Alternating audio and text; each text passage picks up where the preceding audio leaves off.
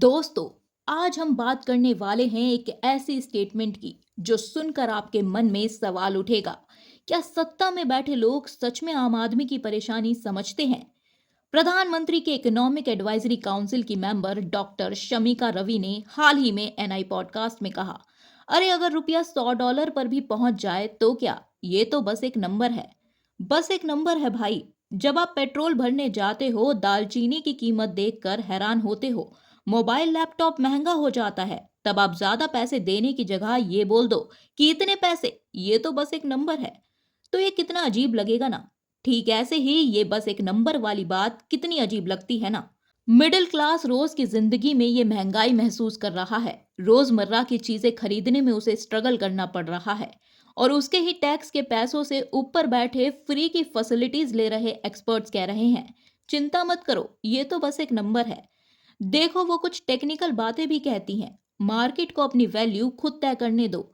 Artificial तरीके से रुपया रोकने से इन्फ्लेशन बढ़ सकता है, एक्सपोर्टर्स को फायदा होगा। ये सब सही भी हो सकता है, लेकिन टोन और टाइमिंग बिल्कुल गलत है।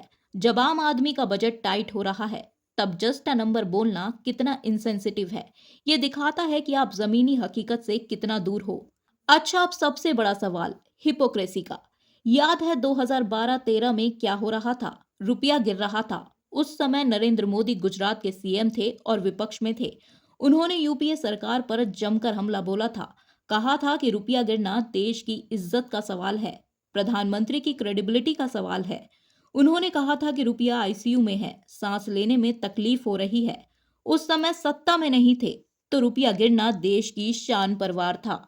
आज सत्ता में है, तो प्रधानमंत्री के एडवाइजर कह रही हैं, 100 तो बस एक नंबर है भाई। ये पोजीशन बदलते ही स्टांस बदल जाना क्या कहलाता है?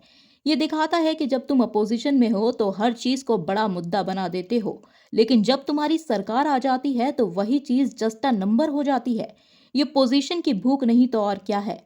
पावर मिलने के बाद रियलिटी से आंखें फेर लेना, करियर, एक्सेस और गवर्नमेंट रोल के लिए अपनी पुरानी लाइन भूल जाना। शमिका रवि कोई साधारण इकोनॉमिस्ट नहीं है। वो प्रधानमंत्री की इकोनॉमिक एडवाइजरी काउंसिल की मेंबर हैं।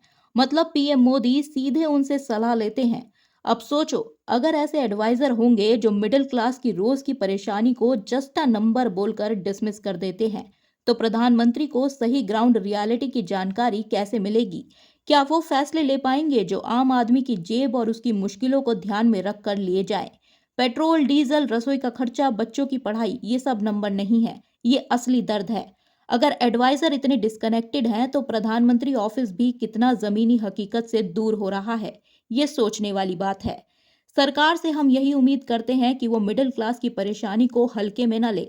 बेहतर कम्युनिकेशन हो, टोन डेफ स्टेटमेंट्स ना आए और असली राहत वाले फैसले आए। आपको क्या लगता है, क्या जस्ट अ नंबर वाली बात सही है या ये जमीनी हकीकत से दूर है? कमेंट में जरूर बताना। पॉडकास्ट पसंद आए तो लाइक करो, शेयर करो और चैनल को सब्सक्राइब करके बेल आइकन दबा दो, ताकि ऐसे इंपॉर्टेंट मुद्दों पर और बातें आप तक पहुंचती रहें। मिलते हैं अगले पॉडकास्ट में। जय हिंद।